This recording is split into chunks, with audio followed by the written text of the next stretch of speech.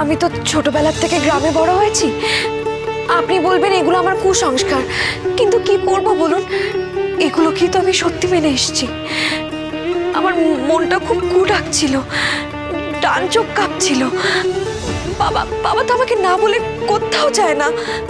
যদি একবার বাবার সাথে ফোনে কথা বলতে পারতাম, তাও তো পারলাম না। আমার আমার না সব নিয়ে খুব খুব ভয় লাগছে। আর সেই ভয় পেলেই বলেই তুমি দ্রোণের কাছে ছুটে এলে, তাই তো? কর্তামা, ছুটে এসে একেবারে বায়না করলে যে বাবাকে এক্ষুনি ফিরিয়ে আনতে হবে, তাই তো? আমি ও কিন্তু মানে আর দ্রোণ আমাকে কোনো কথা বললে যে আমি সেটা ফেলে দিতে পারবো না, সেটা তোমার মতো ধুরন্ধর মেয়ের পক্ষে বোঝা কোনো ব্যাপারই না। কি হলো চিনি, আমাকে এখানে দেখে ভয় পেয়ে গেলে বুঝি? দ্রোণকে ধন্যবাদ দিচ্ছিলে, সেটা আমি শুনে ফেললাম বলে এত ভয়? আমি আসলে আমি ওর কাছে। দাদু ভাই, আজ তোমার বিয়ে, তোমার জীবনের একটা শুভ দিন।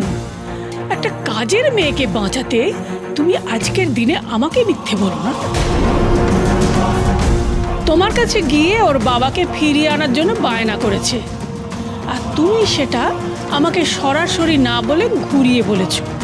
কিন্তু বলেছ তো ওর কথাটাই। মিথ্যে কথা তো আমি তোমার কাছ থেকে আশা করি না দাদু ভাই। আমি আমার ভুল হয়ে গেছে, ঠিকই। সত্যিটা আমার তোমাকে বলা উচিত ছিল। থাক, আমি জানি কেন তুমি সত্যি বলো না। এই মেয়েটা নিশ্চয়ই তোমাকে বারণ করেছিল যে ও যে তোমাকে আমার কাছে পাঠাচ্ছে সেটা যেন আমি জানতে না পারি। ঠিক আছে, তুমি যখন আমাকে বলেছো তখন তোমার কথা তো আমি ফেলতে পারি না দাদু ভাই। তাই আমি ভূতনাথকে ডেকে পাঠিয়েছি। সরি ঠাম্মি। আসলে ভূতনাথকে আমি পাঠিয়েছিলাম একজন বয়স্ক মানুষের একটা স্বাদ পূরণ করার জন্য। অবশ্য স্বাদটা কেবল তারই নয়, আমারও। যাকে সকলের সব স্বাদ তো এক জীবনে পূরণ হয় না, না হয় তারও হবে না। সবই ভাগ্য। ঠাম্মি, কার স্বাদ পূরণের কথা বলছো তুমি?